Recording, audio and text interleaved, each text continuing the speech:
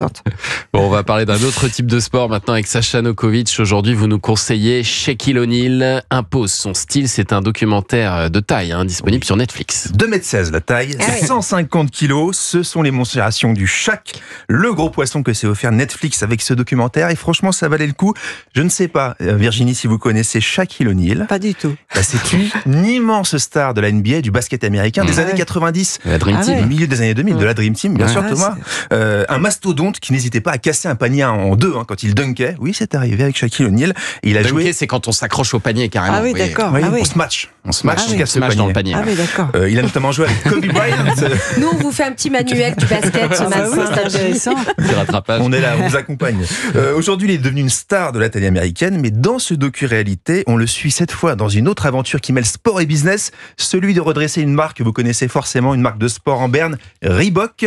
Je vous laisse le Shaq vous présenter son challenge et ne m'en demandez pas pourquoi sa voix française parle comme Rambo, parce que j'en sais absolument rien.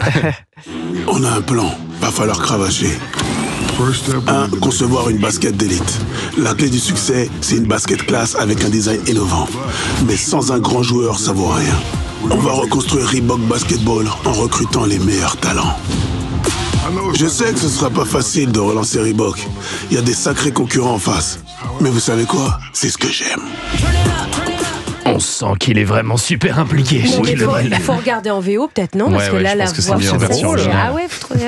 En tout cas, on sent qu'il est motivé. Mais alors, excusez-moi, Sacha, qu'est-ce qu'il vient faire dans cette galère, Shaquille O'Neal? Il n'y a qu'une explication, Thomas.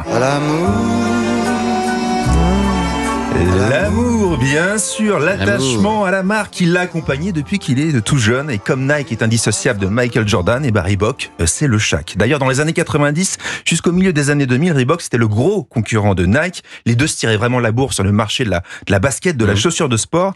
Mais peu à peu, la marque à la virgule a pris l'ascendant. La concurrence a grimpé. Reebok s'est fait dépasser par Adidas, Under Armour, Converse et les autres.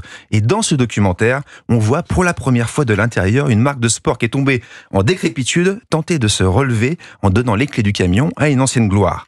On découvre comment il design une basket, comment on travaille sur sa technologie et surtout comment on essaye en réunion de tenir tête à son boss de 2,16 m au moment de présenter son projet de chaussures. On était 6 en réunion. Et je vais être honnête, moi je l'ai pas aimé. J'ai pas trouvé les couleurs transcendantes non plus, mais j'étais le seul. 5 contre 1, je leur fais confiance. Y'a qu'à espérer que dans quelques temps, ils me fassent... Vous voyez, on vous l'avait dit. Parce que s'ils se sont plantés, ça va mal se passer. Oh là là. Ok. Ah ouais, moi j'aimerais pas que mon chef me dise ça. Mon micro n'est pas allumé. Non, la voix, c'est pas possible. Ah, la voix, c'est dur. Ah, vous aimez bien, ça me fait peur. Et alors, en intro, Shaquille O'Neal, il parlait de trouver une nouvelle star pour promouvoir la marque Reebok. Est-ce qu'il l'a trouvé, cette nouvelle star? Le problème, c'est quand vous repartez de tout en bas, vous n'avez pas le même chéquier, pas les mêmes zéros pour convaincre. C'est pas Nike ou Adidas. Donc, je vais pas gâcher le suspense, mais on peut dire que le Shaq s'est usé de malice pour faire venir des petites pépites, des jeunes talents dans son écurie. Mais de toute façon, faut le dire, le gros point fort de ce docu, c'est la personnalité extravagante de ce gros nounours. Shaquille O'Neal, il joue de son aura, de son humour, de sa bonhomie pour convaincre les meilleurs de le rejoindre chez Reebok. Et franchement, même si on est tous nuls au basket ici, on l'écouterait, on signerait tout de suite avec lui, je vous le dis. Faut pas m'en vouloir. Moi, si j'avais du talent, je préférais quand même un gros contrat avec beaucoup d'argent. On le rappelle, Shaquille O'Neal impose son style. C'est donc à voir sur Netflix. Et vous, Sacha, on peut bien sûr vous lire dans l'équipe. Dans un instant, on va jouer avec un auditeur, figurez-vous.